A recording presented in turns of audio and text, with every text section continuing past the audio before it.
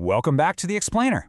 Today, we're unpacking Chapter 21 of the Siddha Vedam to reveal the true meaning behind some of the most famous ancient sayings in Vedic philosophy. If you've ever found yourself wondering how these esoteric ancient texts actually translate into real, daily spiritual practice, well, you are in the exact right place. We're diving into the teachings of Swami Sivananda ParamaHamsa, and let me tell you, we're going to see how he completely flips the script on what most people think spiritual salvation actually looks like. So, can you achieve salvation just by repeating a few words? Let's dive right into this by addressing a super common misconception.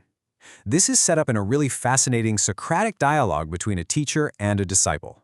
You see, the disciple comes to the teacher with an assumption that, honestly, so many seekers have had throughout history. It's this belief that repeating a specific mantra, like a set of holy words, is some kind of magic key that just unlocks moksha, or salvation. The disciple firmly believes the secret lies in reciting what's known as the Chathur Vakyam. But as we're about to see, the teacher is about to completely shatter this illusion. Here's our roadmap for today's inward journey. We'll be covering 1.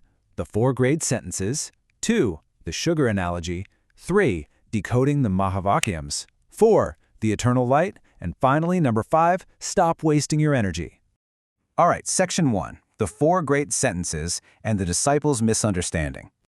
The disciple eagerly lists these 4 famous phrases: the Chathur Vakyam, Prajnanam Brahmam, Aham Brahmasmi, Tattvamasi, and Ayam Atma Brahma.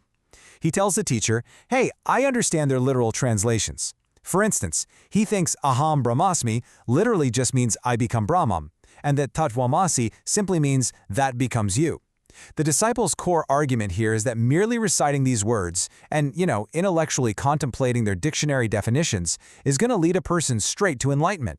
He basically views these sentences as a destination you can reach just by talking about it. Moving on to section 2, the sugar analogy and dismantling the myth. The teacher responds with this perfectly grounded, totally everyday analogy. Imagine just standing there repeating the phrase, sugar is sweet, it's white, it's good to eat. You could literally say that 1,000 times. It's a lot like staring at a recipe and expecting to taste the cake, right? Or mindlessly repeating daily affirmations in the mirror without doing any of the actual inner work. Repeating those facts about sugar will never, ever materialize the flavor in your mouth. You actually have to eat the sugar to experience it. You have to consume it to know it.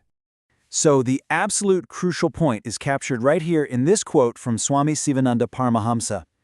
In the same manner, by simply contemplating over these great sayings, you won't be able to know Brahman. Words alone do not equal the experience. The teacher doesn't just correct the disciple's method of chanting, he actually goes so far as to declare that the disciple's literal translations of these ancient phrases are entirely incorrect. The words aren't meant to be chanted at all. No way. Which brings us to section 3, decoding the Mahavakyams, the inward journey. Now, let's look at the real definitions and see how this builds this really fascinating, escalating theme across all 4 sentences, basically the complete obliteration of the outside world. Let's start with the first phrase, Prajnanam Brahmam. So the disciple thought this just meant manifested knowledge. But the teacher explains that the mind, our knowing factor, is constantly distracted. It's scattered and disintegrated by the outside world. Prajnanam Brahmam actually describes the active process of pulling that distracted, outflowing energy back inside. When you collect and integrate all that energy internally, your perception of the outside world fades entirely. In fact, the text notes that when you truly achieve this, even the expression Prajnanam Brahmam gets obliterated. There are literally no words left to recite. Second, we have Aham Brahmasmi. Now, you've probably heard this translated simply as I am the universe or I become Brahman. But let's actually look at the phonetic breakdown here. The sound akaram, or A, indicates the void, and the sound hum indicates nature. So this phrase is really about conquering the outward flow of nature and centering it deeply within that void.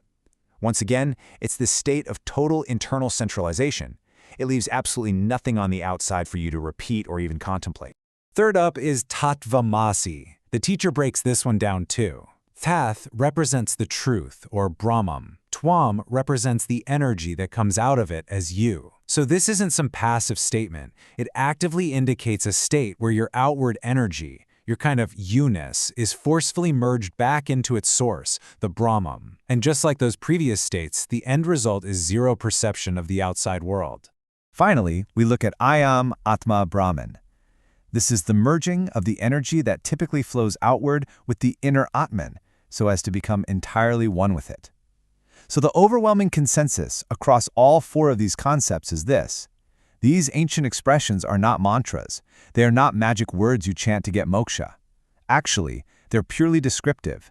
They describe a profound, wordless state of being where all your outward energy is entirely pulled inward. Moving to Section 4, the Eternal Light, or ParamaHamsa. This brilliantly illustrates the ultimate truth found in one more key expression, ParamaHamsa. This highlights that Brahman is the Jyotis, or the eternal light. Now normally, this light exhausts itself by shining outwardly as nature, projecting onto the material world all around us. But this specific state, ParamaHamsa, is when that light is no longer exhausted outward. Instead, it's made to shine internally, completely transcending all our normal conceptions of time and space. The source text is super explicit here. In this inward state, the self alone exists. The internal reality is what's real, and the external world, the Jagath, is ultimately unreal. And that brings us to Section 5. Stop wasting your energy. The danger of external rituals.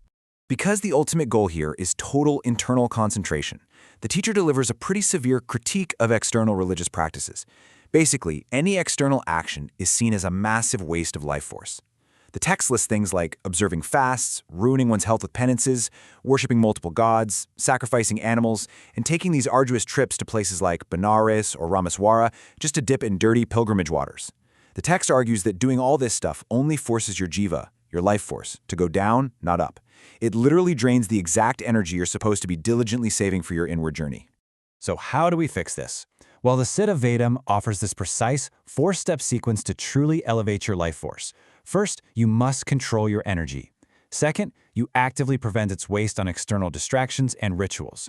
Third, you gotta get that energy concentrated entirely within you. And fourth, you merge it with the self. The teacher is crystal clear on this point. Without dedicating yourself to this exact sequence, there's absolutely no other hope for self-realization. As we wrap up today's explainer, I want to leave you with a really profound question about your own daily practices. Are you letting your energy flow outward, getting exhausted by the external world and endless rituals? Or are you taking the challenging path of mastering it within?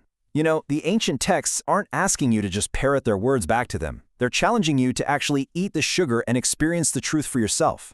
Think about how you'll choose to direct your internal drive today.